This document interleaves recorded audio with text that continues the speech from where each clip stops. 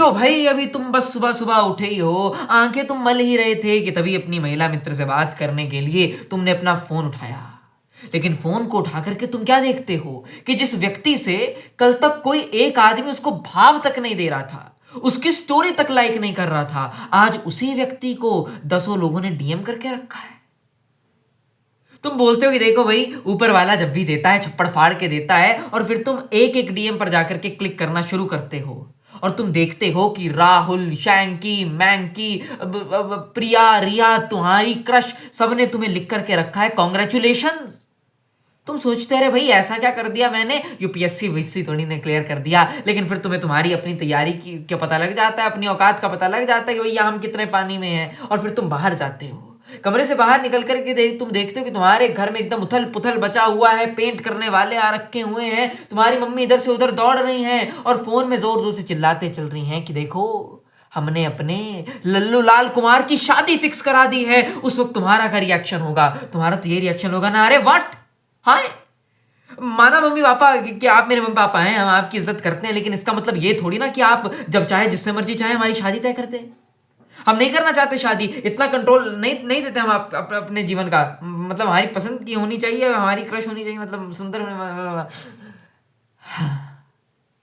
ऐसा ही कुछ हुआ था इंडियन पॉलिटिकल लैंडस्केप में 1939 में। तो चलिए चलते हैं, 1939 का ये दशक है और आप सुबह सुबह उठ करके हमारे लीडर्स ने अखबारें खोली, और अखबारें खोल करके वो क्या देखते हैं, अखबारें खोल करके वो ये देखते हैं कि वाइसरॉय लिनलिथगो, जी हाँ लॉर्ड इरविन का जमाना गया, अब 1939 का जमाना है, वाइसरॉय लिनलिथगो जी हैं, और वाइसरॉय लिनलिथगो जी डिक्लेयर कर देते हैं कि ब्रिटिश को भारत का सपोर्ट है वर्ल्ड वॉर 2 में। अरे भाई यहां तो तुम्हारी शादी की बात चल रही थी तो तुम इतने भौचक्के रह गए, वहां तो सोचो इंटरनेशनल मीडिया में वाइसरॉय लिनलिथगो ने ये बोल दिया without the permission of Indian leaders कि हम लोग कि इंडिया जो है वो ब्रिटिश को अपना सपोर्ट दे रहा है। तो इससे तो है पूरी कांग्रेस पार्टी में तहलका मच जाता है, पूरे देश में तहलका मच जाता है। और अरे अरे अरे एक बार हाय हेलो तो कर लेते हैं यार। नमस्कार, आपका स्वागत है फिर से फील से हिस्ट्री पढ़ने वाली सीरीज के एक और एपिसोड में, ठीक है। तो थोड़े पिछले वाले लेक्चर थोड़े बोरिंग ही चले गए थे, है ना, तो थोड़ा थोड़ा मुझे भी उनमें लगा थोड़ा उनमें बोरिंग पन है, लेकिन आज के लेक्चर में तुम्हें बोरिंग पन फील ना होने देंगे, गारंटी हमारी है। अगर आज पहली बार लेक्चर पर कुदक करके आ गए हो तो फिर से तुम्हें कुदक करके ही बात बताते हैं कि यहाँ से कट भी जाओ, ठीक है, और पुराने लेक्चर देख करके आओ। और जो लोग शुरुआत से हमारे साथ बने हुए हैं, आप सभी लोगों का बहुत बहुत धन्यवाद। तो भाई आज का लेक्चर शुरू करते हैं क्रिप्स मिशन के ऊपर। आज जी भर के अच्छे से डिस्कशन करेंगे, बातचीत करेंगे, लेकिन उससे पहले सॉरी। बोले भाई सॉरी काहे कह रहे हैं आप इतना अच्छा पढ़ा रहे हैं हमें, मतलब सॉरी तो अच्छा नहीं लगता। अरे सॉरी इसलिए क्योंकि हमारे वर्ल्ड वॉर के जो लेक्चर्स थे, या फिर इनिशियल के जो कुछ लेक्चर्स थे, या फिर गांधी वाला जो लेक्चर था, मतलब मैंने इन लेक्चर्स में शायद से ये बोल दिया होगा कि Gandhi ji was an absolute pacifist.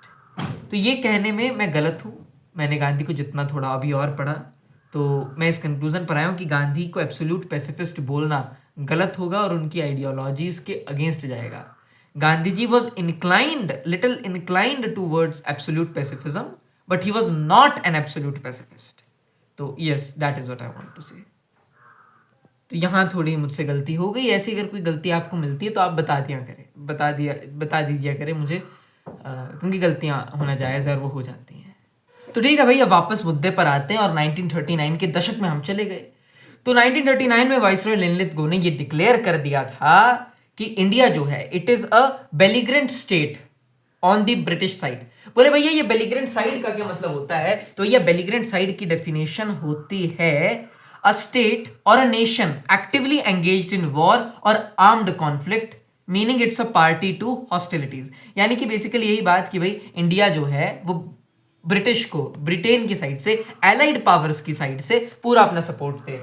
और अभी जो मेरा भाई कंफ्यूज हुआ कि भैया ये एलाइड पावर क्या होता है, उनके लिए बता देता हूं। वैसे तो आप हमारा वर्ल्ड वॉर का लेक्चर जाकर के देख सकते हैं, बट स्टिल बता देता हूं आपको कि वर्ल्ड वॉर 2 के टाइम पर जो वर्ल्ड पावर्स थी वो 2 हिस्सों में बट गई थी।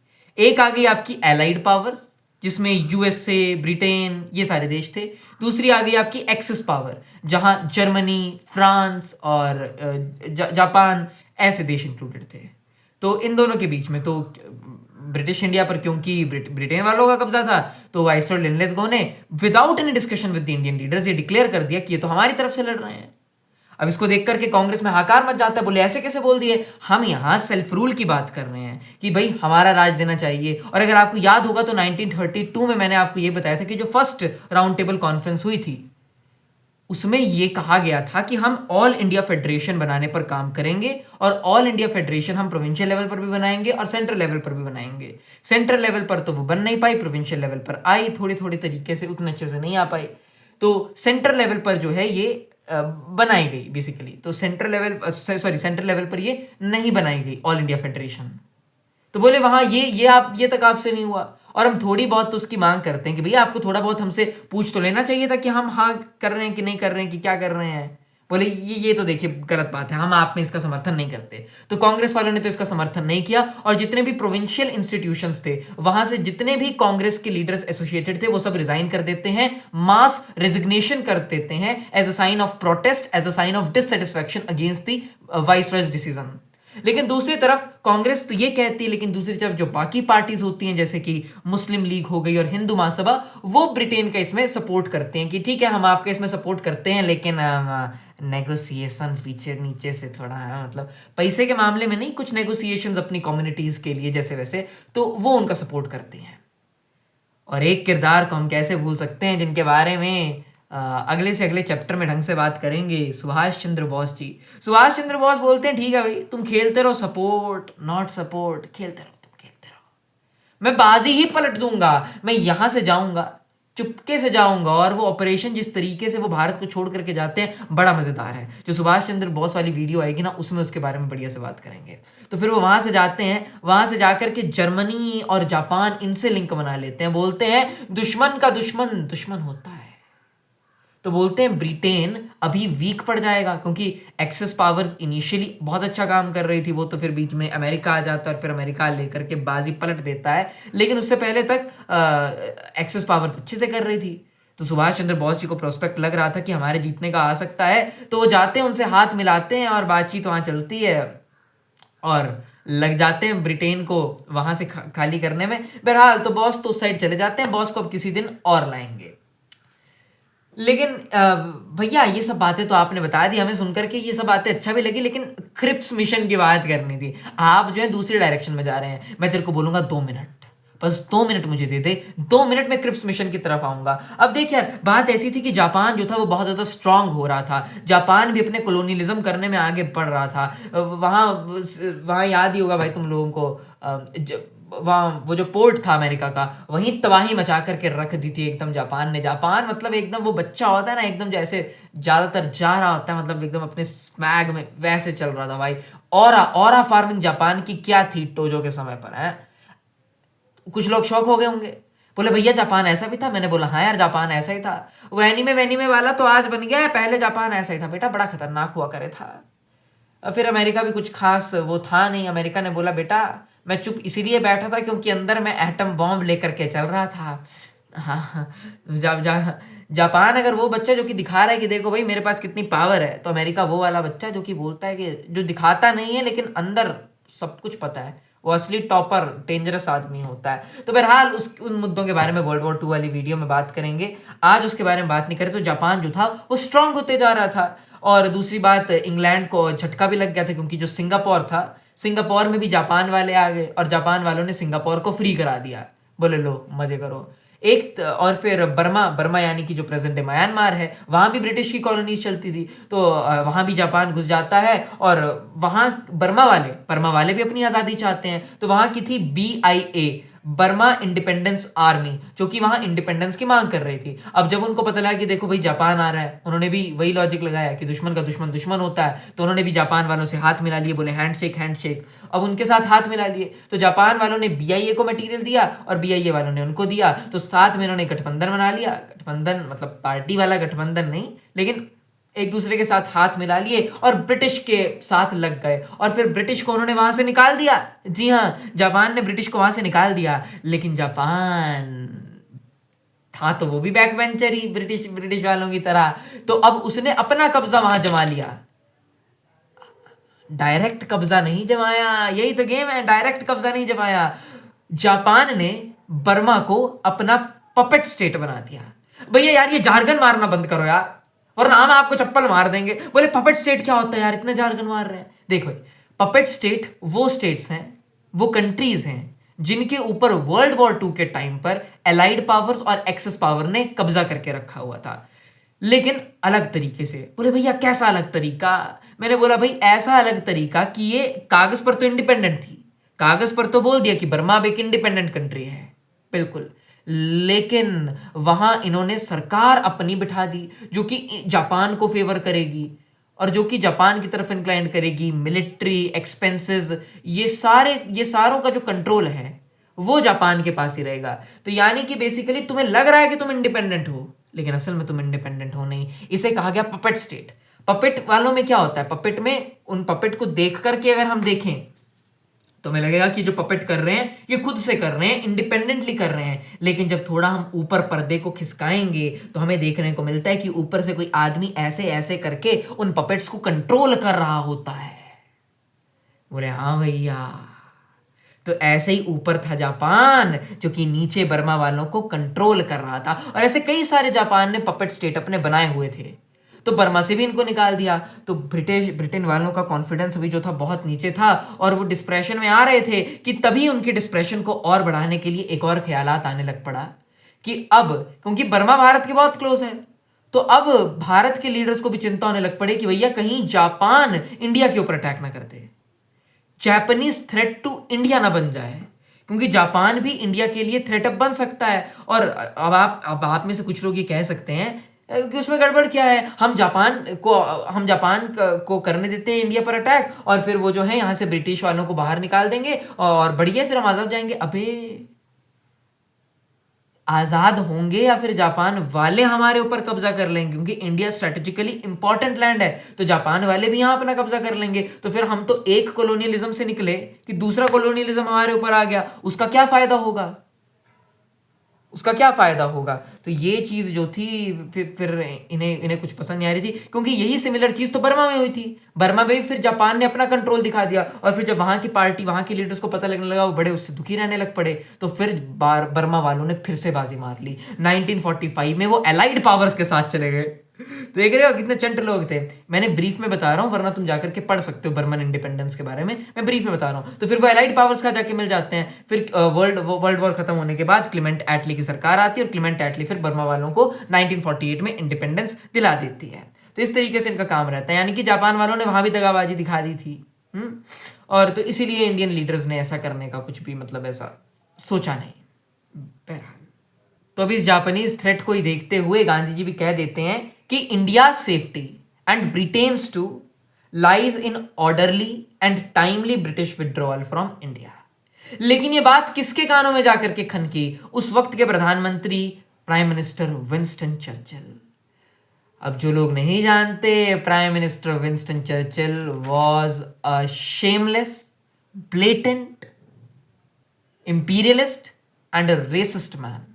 बहरहाल विंस्टन चर्चिल साहब पर हम लोग बाद में आएंगे, लेकिन उससे पहले हम लोग चलते हैं ब्रिटिश वॉर कैबिनेट में। अब क्योंकि वॉर का समय है तो उस वक्त ब्रिटेन में ब्रिटिश वॉर कैबिनेट बनाई जाती है, जिसमें अपोजिशन के भी नेता थे और उस टाइम की रूलिंग पार्टी के भी नेता थे।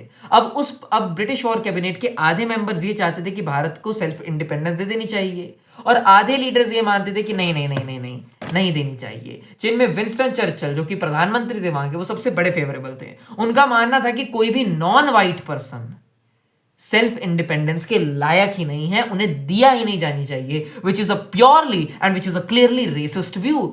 और अबे तुम्हें लग रहा है तुम वाइट हो, तुम वाइट नहीं हो, उनके सामने तुम कुछ वाइट नहीं हो, तुम्हें ब्राउन स्किन कहते हैं वो, समझ गए लाडले। हाँ, तो कहते थे कि नॉन वाइट पीपल ये खुद के ऊपर राज कर ही नहीं सकते हैं।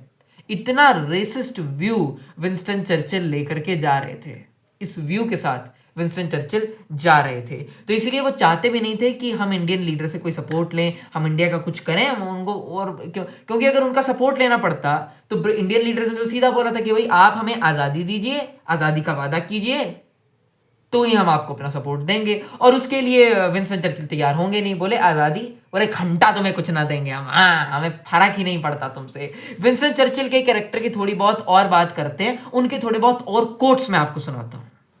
तो भाई अगर हम विंस्टन चर्चिल की बात करते हैं तो विंस्टन चर्चिल मानते थे कि जो प्रोटेस्टेंट क्रिश्चियंस हैं वो हायरार्की में सबसे ऊपर आते हैं, उसके बाद बाकी वाइट लोग आते हैं, कैथोलिक्स आते हैं, वाइट कैथोलिक्स आते हैं, फिर इंडियंस आते हैं और सबसे नीचे ब्लैक अफ्रीकन्स आते हैं। तो इस तरीके की हायरार्की में विंस्टन चर्चिल जो है इन सब चीज़ों को देखा करते थे। हाउएवर इसके बाद भी बहुत ज़्यादा ब्रिटिश ऑथर्स ऐसे हैं जो कि कहते हैं, ब्रिटिश हिस्टोरियंस ऐसे हैं जो कि कहते हैं कि चर्चिल को हम रेसिस्ट नहीं बोल सकते। वो बात ऐसी है कि हाउएवर मैं उनके वर्जन से डिसएग्री करता हूं, जिस टाइप की स्टेटमेंट जो मैं भी आपको सुनाऊंगा विच clearly prove that he was a resist and nothing else. He had hate for Indians, he had hate for Africans, he had hate for all non white people. अरे भाई जो ऐसा हायरार्किकल टेबल बना सकता है और हायरार्की में देखता है कि हम बड़े तुम ऊपर, उसे मैं क्यों ना कहूं, उसे मैं क्यों ना कहूं।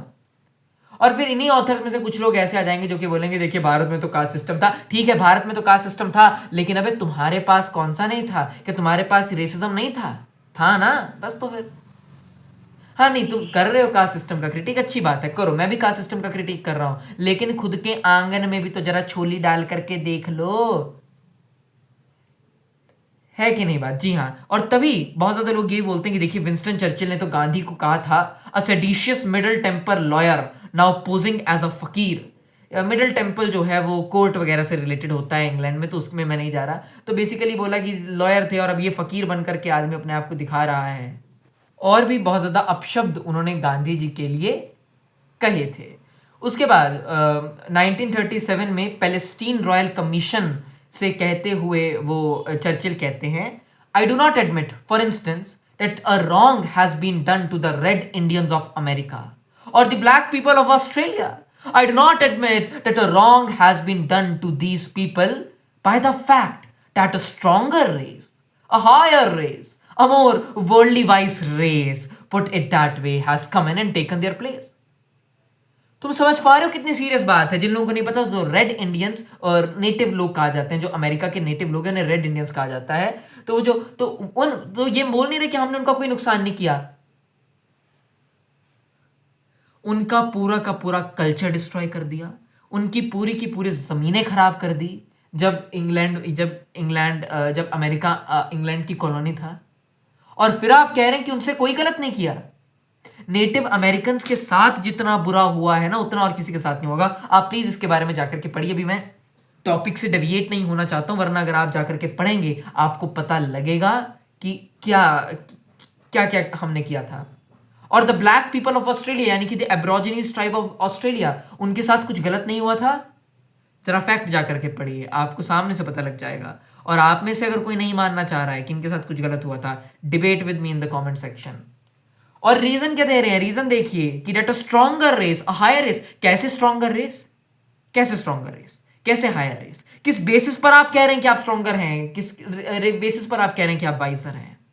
जरा बताना मुझे, कौन एक ज्यादा वाइस रेस होगी? वो वाइस रेस होगी जो कि पेड़ काट रही है, जो कि पर्यावरण को नुकसान पहुंचा रही है, वो एक वाइस रेस होगी? या फिर एक वाइस रेस वो होगी जो कि नेचर के साथ कोएग्जिस्टेंस सिखा रही है? नेचर के साथ कोएग्जिस्टेंस हमें सिखाई नेटिव अमेरिकन्स ने, नेचर के साथ कोएग्जिस्टेंस हमें सिखाई भारत की आदिवासी ट्राइब्स ने, नेचर के साथ कोएग्जिस्टेंस हमें सिखाई Masai tribe of South Africa ने, नेचर के साथ कोएग्जिस्टेंस हमें सिखाया एब्रोजिनीज ने, जो इतने साल तक वहां रहे। उन्होंने नेचर के साथ कोएग्जिस्ट करके जीना सीखा, नेचर को ईश्वर का दर्जा दिया। लेकिन फिर आप लोग आए और आपने क्या किया? तबाही। इंडिया में आपने बंजारे और जितनी पेस्टोरल ट्राइब्स थी उनकी क्या हालत करी? मसाई ट्राइब के साथ आपने क्या किया? एब्रोजिनीज के साथ आपने क्या किया? नेटिव अमेरिक क्या क्या किया? ये कौन नहीं जानता है सर? ये कौन नहीं जानता है? पता तो लग ही जाता है कि कौन ज्यादा वाइस होगा। वो ट्राइब ज्यादा वाइस होगी जो कि नेचर के साथ कोएग्जिस्ट कर रही है, जो कि उनको खराब नहीं कर रही, या फिर वो जो नेचर को खत्म करके खुद के खात्मे को पास बुला रही है। वो तो हमें ऑलरेडी पता लग जाता है। और वाइट होने से, सफेद होने से कुछ पता नहीं लगता। एक वाइट आदमी भी टेररिस्ट हो सकता है। तो ऐसे तो आप टेररिज्म को भी जस्टिफाई कर देंगे, आप तो किसी भी क्राइम को जस्टिफाई कर सकते हैं अगर आप ऐसी लाइनें बोल रहे हैं। 1889 में एक जेलर चर्चिल से पूछते हैं कि is it right that a dirty काफिर should walk on the pavement, that what they do in the British colonies. Churchill termed this root of Boer discontent.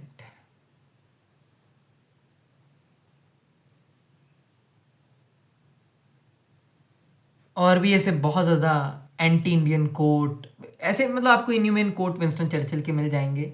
एक और कोट है, ज़रा इसे सुनिए। If independence is granted to India, power will go into the hand of rascals, rogues, freebooters. All Indian leaders will be of low caliber and men of straw. They will have sweet tongues and silly hearts. They will fight amongst themselves for power, and India will be lost in political squabbles. A day would come when even air and water would be taxed in India. अब तुम में से बहुत सारे लोगों को लग रहा होगा कि ये जो है, देखिए सही तो कहा, आज ऐसा ही तो हो रहा है, आज ये लोग आपस में तो लड़ रहे हैं, और हाँ देखिए आज वाटर भी, ये सब बिल्कुल सही सही बात हो रही है। ये फैक्ट सही हो सकता है, लेकिन जिस इंटेंट से ये कहा गया वो सही नहीं था। और ब्रिटिश के टाइम पर आप ऐसे बात मत करिए जैसे उस वक्त सॉल्ट टैक्स लगता ही नहीं था। Salt was the basic commodity, और जिसके लिए गांधी जी को सॉल्ट सत्याग्रह, डांडी मार्च करने पड़ी थी। तो ब्रिटिश के मुंह से ये बात आती हुई तो अच्छी लगती ही नहीं है। दूसरी बात यहाँ ये आती कि वो इसे रेसिज्म के लिए कह रहे थे।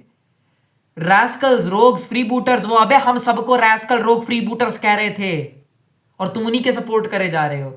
ये स्टेटमेंट रेसिज्म से आ रही थी, उनकी हेट से आ रही थी, कोई उनको परवाह नहीं थी भारत की।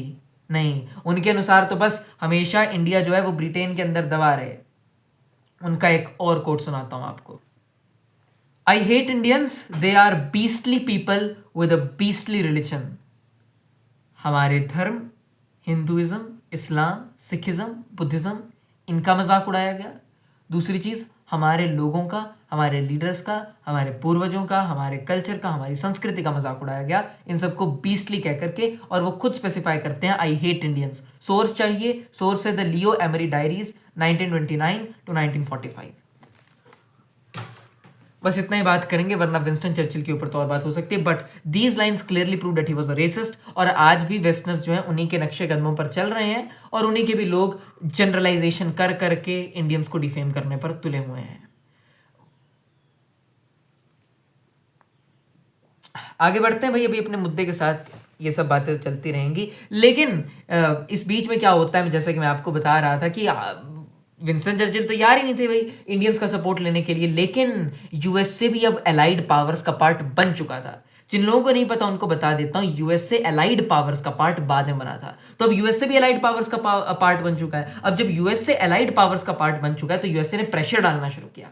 बोला इंडिया तुम्हारी कॉलोनी है, अबे उसको लो, उसका सपोर्ट लो, अबे क्या कर रहे हो। तो यूएस का प्रेशर क्योंकि भारी था, तो यूएस के प्रेशर के चलते क्रिप्स मिशन भेजना पड़ा भारत में। लेकिन एक मिनट भैया, इस सब के ऊपर बाद में आएंगे। यूएसए ने प्रेशर डाला क्यों? प्रेशर इससे डाला क्योंकि उस वक्त वहां के प्रेसिडेंट थे प्रेसिडेंट रूजवेल्ट, और प्रेसिडेंट रूजवेल्ट चाहते थे कि भाई पोस्ट वर्ल्ड ऑर्डर आए, sorry post world war order आए वर्ल्ड में, यानी कि वर्ल्ड वॉर खत्म हो जाए, उसके बाद वर्ल्ड में ऑर्डर आना चाहिए। भाई सब चीजें ऑर्डर से होनी चाहिए, सिस्टम से होनी चाहिए।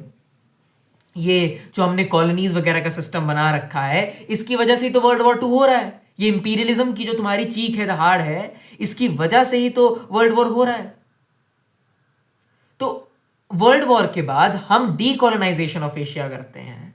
तो उसके लिए वो चाहते थे कि अभी अगर हम उन लोगों को बुलाएंगे और उन लोगों को बुला करके उनसे वादा करेंगे कि बस एक बार वॉर खत्म हो जाए, उसके बाद हम लोग आपको आज़ादी दे देंगे, तो उससे पोस्ट वर्ल्ड ऑर्डर वाला उनकी जो बात है वो सही हो जाती। तो इसलिए वो चाहते थे।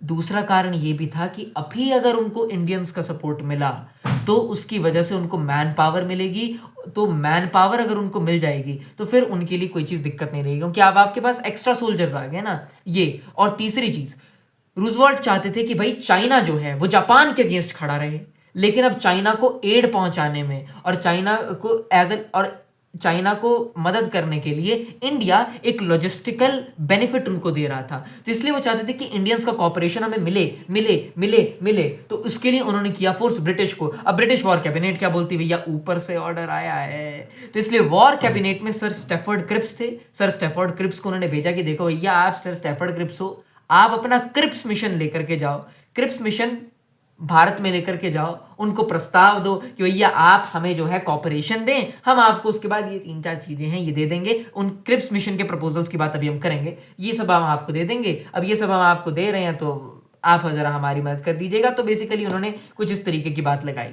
तो 9 मार्च 1942 को ये डिसाइड कर दिया जाता है कि क्रिप्स मिशन को भेजा जाएगा। 22 मार्च 1942 को क्रिप्स मिशन को भेजा जाता है। और क्या लगता है क्या हुआ होगा?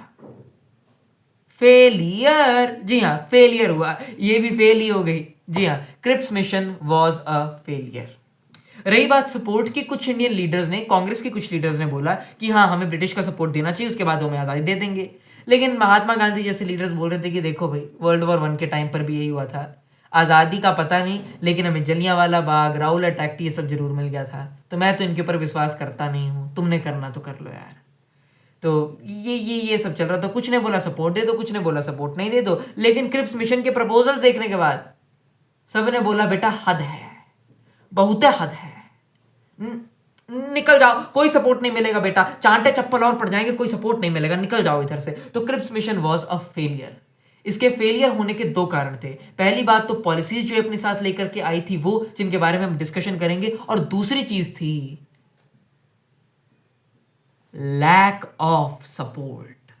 किसका सपोर्ट? ब्रिटिश का ही सपोर्ट। एक मिनट भैया, ये आपकी बात को समझ में नहीं आई। भाई ब्रिटिश वालों ने ही तो ये मिशन भेजा है, वही इसको सपोर्ट नहीं कर रहे। अरे नहीं कर रहे क्योंकि विंस्टन चर्चिल, याद आया, वो तो चाहते ही नहीं थे कि भारतीयों को कॉपरेशन मिले। और अब इन्हीं की आइडियोलॉजी जैसी थी वाइसरॉय लिनलिथ गो की आइडियोलॉजी, और उस वक्त के भारत के सेक्रेटरी ऑफ स्टेट एमरी जी की आइडियोलॉजी। तो इन लोगों ने कुछ खास इंटरेस्ट दिखाया नहीं इसमें। अब क्योंकि इनसे कॉपरेशन मिला ही नहीं, इनसे सपोर्ट मिला ही नहीं, तो क्रिप्स मिशन क्या होना था, वो भी फेलियर हो जाना था। और अब बात करते हैं इसके बाकी कारणों की, जो कि आते हैं द क्रिप्स मिशन के प्रपोजल्स, और कैसे उनको रिजेक्ट किया गया, क्यों उनको रिजेक्ट किया गया, उसके बारे में बात करते हैं। तो मिस्टर क्रिप्स अपने साथ यही आए थे। सबसे पहला उनका प्रपोजल था कि after the war was over India would be given dominion status. Dominion status की बात बहुत बार हो चुकी है, पिछले लेक्चर जाकर के देखिए कि जैसे ही युद्ध खत्म होता है, जैसे ही वर्ल्ड वॉर खत्म होगा, हम आपको डोमिनियन स्टेटस दे देंगे। दूसरा प्रपोजल कि जैसे ही वॉर खत्म होता है, immediately after the war is over, a constituent assembly would be set up. हम एक कॉन्स्टिट्यूएंट असेंबली सेटअप करेंगे जिसमें आपके लीडर्स जाएंगे और आप लोग अपने कॉन्स्टिट्यूशन की बातचीत वहां करना शुरू कर देंगे और बढ़िया बात हो जाएगी। लेकिन कंडीशन डाल देते हैं कि ये जो कॉन्स्टिट्यूएंट असेंबली कॉन्स्टिट्यूशन बनाएगी, ये ब्रिटिश इंडिया पर तो लागू होगा ही होगा, उसमें कोई दिक्कत नहीं है। लेकिन जो प्रिंसली स्टेट्स हैं उनको चॉइस दे दी जाएगी कि बोले अगर आप करना चाहते हैं एक्सेप्ट इस कॉन्स्टिट्यूशन को तो कर लें, और ना करना चाहते हैं तो भैया ना करें। ये चॉइस उनको दे दी जाती है। अब ये चीज़ बड़ी प्रॉब्लमैटिक हो जाती है। कैसे हो जाती है उसके बारे में बाद में आएंगे। तीसरी चीज, until the new constitution is framed, जब तक नया कॉन्स्टिट्यूशन नहीं बन जाता, viceroy desired the effective participation of Indian leaders in the viceroy executive council. हम जानते हैं कि भैया वाइसरॉय की एक एग्जीक्यूटिव काउंसिल होती थी, तो उस वाइसरॉय एग्जीक्यूटिव काउंसिल में इंडियन लीडर्स जो हैं वो उसमें पार्टिसिपेट करेंगे, उसमें आएंगे और सारे डिसीजंस खुद ही लेंगे एक्सेप्ट डिफेंस। तो ये चीज थी। तो रिजेक्शन की बात करें तो कांग्रेस इसको रिजेक्ट करती है, मुस्लिम लीग भी इसको रिजेक्ट करती है। क्यों करती है आइए देखते हैं। सबसे पहले कांग्रेस क्यों इसको रिजेक्ट करती है। सबसे पहला, it did not bring with it the promise of independence in the near future. आप डोमिनियन स्टेटस की बात कर रहे हो सर, डोमिनियन स्टेटस वाले दिन गए गए चले गए। अब नहीं चाहिए हमें डोमिनियन स्टेटस, अब आज़ादी की बात होगी यार। अब यहाँ खून में आज़ादी का वो झटक रहा है और अब आप डोमिनियन स्टेटस की बात कर रहे हैं। आज से 10-20 साल बात करते आप डोमिनियन स्टेटस की तो तब भी हम मानते, तब भी हम ले लेते। अब नहीं, अब नहीं, अब तो आज़ादी से ही पेट भरेगा वरना नहीं भरेगा। अब आज़ादी चाहिए, दिल मांगे आज़ादी। अब भाई अब तुम डोमिनियन स्टेटस की बात कर रहे हो। तो इस पे तो गांधी जी ने कहा भी था कि it is a post dated cheque on a crashing bank. क्या बोला? बोला it is a post dated cheque on a crashing bank. Crashing bank या इंग्लैंड हो गया और पोस्ट डेटेड चेक ये हो गया। दूसरा रीजन, कॉन्स्टिट्यूएंट असेंबली आपने सेटअप करने की बात कर दी, लेकिन कॉन्स्टिट्यूएंट असेंबली की बात भी कब चलनी थी? After the war. अब वॉर का तो पता नहीं, देखो वॉर का तो नेचर क्या है, वॉर तो कितने भी साल चल सकती है। वॉर तो 5 साल, 6 साल, 10 साल, 8 साल, कितने भी साल चल सकती है। तब तक हम बस ऐसे हाथ पे हाथ बिठाए ऐसे देखते रहेंगे कि देखिए वॉर कब खत्म होगी, कॉन्स्टिट्यूएंट असेंबली भी सेटअप होगी, हैं ऐसे ताली बजाएंगे हम। बोले बोले कैसी बातें कर रहे हैं आप, काम होगा तो अभी करिए तो करिए, बाद की किसी ने नहीं देखी, अब हम इंतजार नहीं कर सकते, अब हमें आज़ादी चाहिए भाई। प्यास आज़ादी की इतनी ज़्यादा आ चुकी है, 200 साल से ज़्यादा होने वाले, और आप कमाल कमाल करते हैं यार, आप कमाल करते हैं। दूसरी चीज़, इनका जो दूसरा प्रपोजिशन था, जो दूसरा प्रपोजल था, वो ये बोलता था कि प्रिंसली स्टेट अगर कॉन्स्टिट्यूशन एक्सेप्ट करना चाहें तो वो कर सकते हैं, नहीं करना चाहे तो नहीं कर सकते हैं। बोले ऐसे तो पार्टीशन ही होगा ना, ऐसे तो पार्टीशन ही होगा कि अगर वो एक्सेप्ट करना चाहें तो करें, नहीं करना चाहें तो नहीं करें। ये तो पार्टीशन ही कोई लेके जाएगा। मना कर दिया सारे प्रिंसली स्टेट ने, फिर कैसे भारत को टुकड़े टुकड़े करेंगे? नहीं भाई, हमें चाहिए भारत पूरा चाहिए। ये क्या कॉन्स्टिट्यूशन बनाया, जिसे मानना है माने, कैसी बातें कर रहे हैं, ऐसे नहीं चलेगा। तीसरी चीज थी नेगेशन ऑफ डेमोक्रेसी। वो कैसे? वो ऐसे कि जो प्रिंसली स्टेट से जो लोग आने वाले थे कॉन्स्टिट्यूएंट असेंबली में कॉन्स्टिट्यूशन का काम करने के लिए, वो लोग लोगों के द्वारा चुने हुए नहीं थे। क्रिप्स मिशन के अकॉर्डिंग वो लोग राजा या फिर वहां के जो हेड हैं प्रिंसली स्टेट के, वो उन्हें चुनेंगे और चुन करके आएंगे। तो ये तो नेगेशन ऑफ डेमोक्रेसी है, ऐसे तो नहीं चल सकता, वहां के लोगों को आना चाहिए ना भाई। तो ये नेगेशन ऑफ डेमोक्रेसी क्योंकि हो रही थी, तो इसीलिए। चौथी दिक्कत कांग्रेस वालों को यहां से होगी कि आप हमें बुला तो रहे हैं वाइसरॉय एग्जीक्यूटिव काउंसिल में, हम वहां जाना भी पसंद करेंगे, लेकिन दिक्कत यह है कि हमें चाहिए पूरी पूरी की पूरी हमारे ऊपर कंट्रोल आना चाहिए। कंट्रोल डिफेंस का और इंपॉर्टेंट मुद्दों का भी वाइसरॉय के पास है, तो हमारे पास तो वो आई नहीं इजाजत। और वॉर टाइम्स में तो जो पूरे देश का कंट्रोल होता है वही डिफेंस के पास चला जाता है, और डिफेंस वाइसरॉय के अंडर है। तो हम क्या वहां जाकर के एग्जीक्यूटिव काउंसिल में जाकर के तालियां बजाएंगे, हाथ पे हाथ धरे बैठेंगे? बोले नहीं। बोले बोले बहुत बकैती कर ले तुमने। महात्मा गांधी जी को बहुत बुरा लगा, कांग्रेस वालों को बहुत बुरा लगा। उन्होंने बोला ऐसे नहीं चलेगा, तुमने बकैती कर दी, तुमने बहुत हदें पार कर दी, अभी भी तुम हमारे साथ जोक जोक ही खेल रहे हो। हम यहाँ जोक जोक के लिए नहीं है, अब हम तुम्हें जोक जोक करके जोखिम देंगे। और जोखिम देने के लिए 1942 का समय आ जाता है। 1942 में होता है वर्धा सेशन। वर्धा सेशन में डिक्लेयर कर दिया जाता है कि अब डू और डाई होगा, अब करेंगे या फिर मरेंगे होगा, अब क्विट इंडिया मूवमेंट होगा। अंग्रेजों भारत छोड़ो, अंग्रेजों भारत छोड़ो, क्विट इंडिया मूवमेंट की नींव रख दी जाती है 1942 वर्धा सेशन में, और उसके बाद क्रांति चले जाती है। थोड़ी फैक्ट चेक कर लेते हैं। फैक्ट चेक के लिए मैं आना चाहूंगा तो ये जो मैंने आपको गांधी जी का कोट बताया, a post dated cheque on a crashing bank, professor R C. Majumdar, who is one of the best historians India ever had, वो कहते हैं कि गांधी जी ने ऐसा कहीं कभी भी नहीं कहा था। तो ये जो डायलॉग है, it is debatable, it is a debatable fact. बाकी आपको ये सब कारण मैंने बता दिए किस तरीके से क्रिप्स मिशन जो था वो फेल हो गया। लेकिन आपने बताया कि कांग्रेस ने इसको क्यों रिजेक्ट किया। मुस्लिम लीग, उन्होंने क्यों किया? मुस्लिम लीग ने इसलिए किया क्योंकि मुस्लिम लीग थे पाकिस्तान के फेवर में, और यहां उनको पाकिस्तान का कोई प्रोस्पेक्ट दिख नहीं रहा था। So since the prospect of Pakistan was bleak, Pakistan की कोई बात ही नहीं करी गई यहां, तो मुस्लिम लीग वालों ने भी इसे रिजेक्ट कर दिया। Depressed classes, Sikh, Anglo Indian, इन सभी ने इसको जो था रिजेक्ट कर दिया, क्योंकि उनके फेवर में भी यहां कोई बात की नहीं जा रही थी। तो क्रिप्स मिशन जो था वो एकदम टोटल फेलियर में चला जाता है, डूब जाता है, और विंस्टन चर्चिल सक्सेसफुल हो जाता है, क्योंकि वो तो चाहता ही नहीं था कि ये सब हो, और ना ही इंडियन लीडर्स चाहते थे कि ये सब होना ही चाहिए, मतलब ऐसे। तो इसी वजह से भैया फिर ये हो नहीं पाता, और फिर क्विट इंडिया मूवमेंट लॉन्च किया जाता है, भारत छोड़ो आंदोलन लॉन्च किया जाता है कांग्रेस के द्वारा, और अब तबाही मचने वाली है। अब देश में एक और बार क्रांति शुरू होने वाली है, और अब मजा आने वाला है। मिलते हैं आपने नेक्स्ट लेक्चर में। Till then take care, thank you.